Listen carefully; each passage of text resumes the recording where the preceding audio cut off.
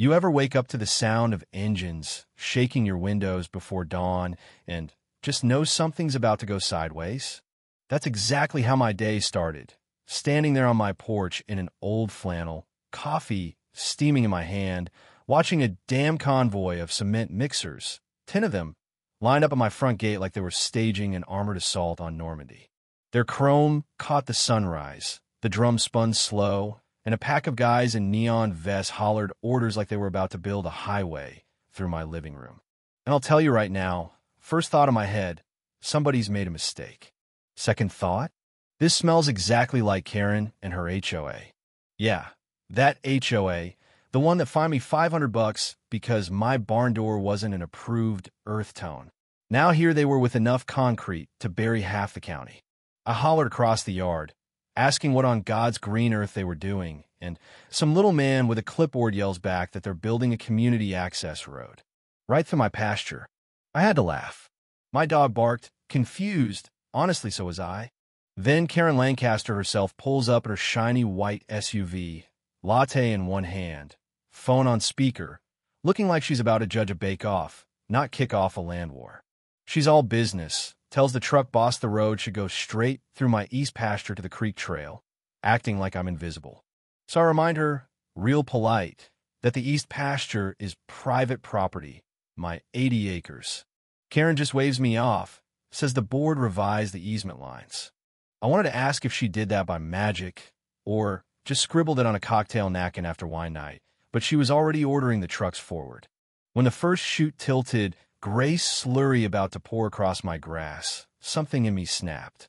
If they wanted to build a road, I decided they could deal with mud, physics, and actual law before a single will cross that gate.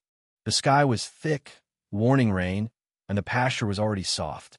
I told Karen and her cement army they could come in, right after they show me a county permit. She just smirked, mumbled about me stalling community improvement, and waved her clipboard like it was a sword. Problem for her. Only way in was through my steel gate, the one I welded after the HOA called my old wooden gate too rustic. I strolled over and, without a word, swung it shut, slid the lock, and let that clack echo. You ever see someone's face fall in slow motion? That was Karen. The drivers hesitated. I told them they could leave or wait on a legal order, but if they rolled so much as an inch over my line, they'd be trespassing. Karen tried huffing and puffing, threatened lawsuits for obstructing development. I pointed at the sky, first raindrops landing, making dark splotches on the gravel, and told her nature had other plans. The dirt out here, I said, it'll eat anything heavy once it's wet. She looked confused, but I was already back on the porch as the drizzle picked up. Didn't take long. The first cement truck tried to turn around. Rear tires sank straight into the clay, started spinning, mud flying. Second one tried to help, and only made it worse. Within 10 minutes, 3 trucks were bogged down like woolly mammoths in a tar pit.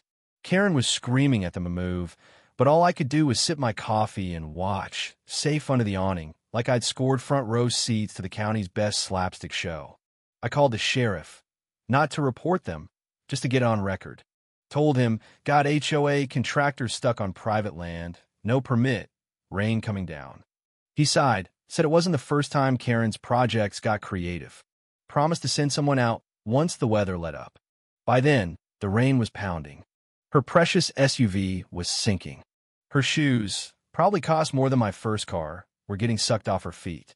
I told her, deadpan, that maybe the mud had a better lawyer than she did. By midday, the cement in those truck drums had started to set. Tow trucks wouldn't come in the storm. Karen demanded I let them park on my gravel, and I told her not a single tire was crossing my line until the sheriff showed. She threatened more fines, more legal action, but by then even the drivers looked like they were questioning every life choice that brought them here. You sure this job's legit? One of them muttered. I just smiled. When the county inspector finally arrived, boots caked, yellow slicker clipboard in hand, the whole HOA squad looked like survivors of a natural disaster. Karen straightened up, tried to act in charge, but the inspector wasn't having it. He wanted to know if she had county permits. She started spouting HOA bylaws, but he just asked for the number. She stalled, claimed it's in process, But the inspector checked my parcel ID and confirmed. Every inch those trucks touched was my private, registered, taxed, and surveyed land. He turned to Karen and told her flat out, this wasn't a mistake. It was an illegal land disturbance. The drivers went pale, realizing they might be in deep. The inspector took photos of everything, trucks, signs, the churned up ground, even me by the gate holding the boundary marker. Then he said, you, ma'am, are looking at environmental violations too. Cement runoff in the drainage? That's going to get expensive. He ordered everything frozen until county teams could check for soil damage. The HOA was on the hook for every minute those trucks sat. Karen stomped back to her car, but the engine just sputtered, waterlogged like her plans. I offered my phone to call a tow, but she refused, pride and mud weighing her down equally. That night, drivers camped roadside, eating out of lunchboxes under blinking hazard lights. One came over, asked if he could park under my tree for shelter. I told him sure, just don't cross the fence. Shared some coffee. He thanked me, quietly admitting this whole thing felt wrong from the start. Meanwhile, Karen sulked in her SUV. By dawn, the storm had cleared. The county inspector called to say the state was getting involved. Karen now faced not just local fines, but state environmental charges too. And that was just the start. The HOA's legal team fired off a letter accusing me of sabotaging community property and demanded I pay $60,000 for damaged cement and towing. I forwarded it to my lawyer, Laura, smart as a whip, doesn't scare easy. She laughed, told me not to answer, and started working on a countersuit for trespass and environmental damage. That's when I realized the HOA was in free fall, and Karen could feel it slipping away.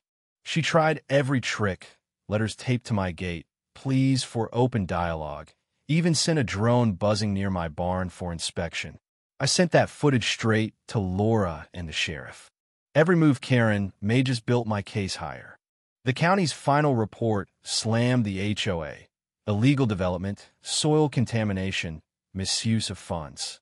Fines topping 90 grand and still climbing. When the news broke, folks in the neighborhood started showing up, not to complain, but to thank me. Turns out, most hated what Karen was doing, but felt powerless.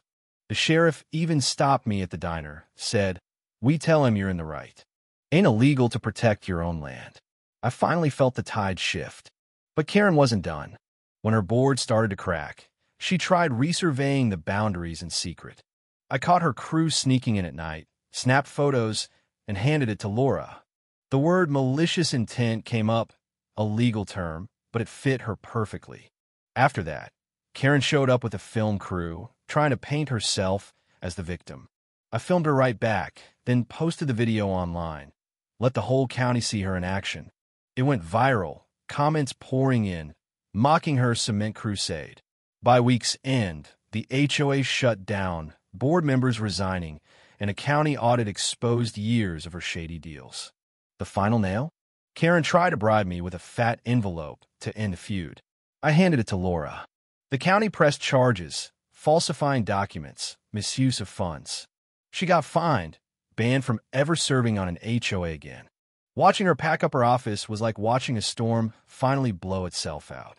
When it was over, the HOA settled, paid for the restoration, legal costs, and published a formal apology. My name clear, land clean, and the county even handed me a restoration award. For a while, I thought that was the end of it. Life went back to quiet, real quiet, the kind you notice because you forgot what it sounds like. But you know how it is, power never really dies. It hides and waits for another face. Sure enough, come winter, a new community alliance tried to form. Flyers on mailboxes, talk of shared improvements. Same snake, new skin. This time I shut it down fast, stood up in their first meeting, told them the creek was private, trespassing wasn't dialogue, and left. When their leader tried driving onto my land, his truck got buried in the same mud. Tow company had a laugh. The group folded in a week. And just when I thought peace had finally set in, Karen's daughter showed up, Emily. Said her mom had moved away, was sick, and wanted to apologize. She handed me a letter, Karen's own handwriting, saying pride blinded her, that she was sorry for everything. I buried it out on the old fence line, not to forgive, just to let it rest. Maybe the land forgave her even if I didn't need to. The ranch started healing after that. Grass grew over old scars, creek ran clear, and neighbors, even strangers, stopped by to shake my hand. My fight had become a legend. People told it in diners, barbershops, and church parking lots. But I never felt like a hero. I was just a man who refused to be pushed off his own dirt. Maybe that's all it ever takes, standing your ground, quietly, until the storm breaks and the land remembers who respected it. And when the sun sets behind the barn and the fields shimmer gold, I know I belong here. Not because I fought and won, but because I refuse to be moved by noise, threats, or arrogance. The world can spin wild as it wants outside my fence, but inside, the ground is mine, and the story that lives on it belongs to everyone who's ever stood up for what's right. So tell me, where do you stand when someone comes for what's yours? Do you fight? Do you yield? Or do you let the land itself answer? Drop your thoughts below about justice, about standing firm, about what you'd do if the world tried to bulldoze your peace. I want to hear your stories because maybe, just maybe, that's how communities get stronger one boundary at a time.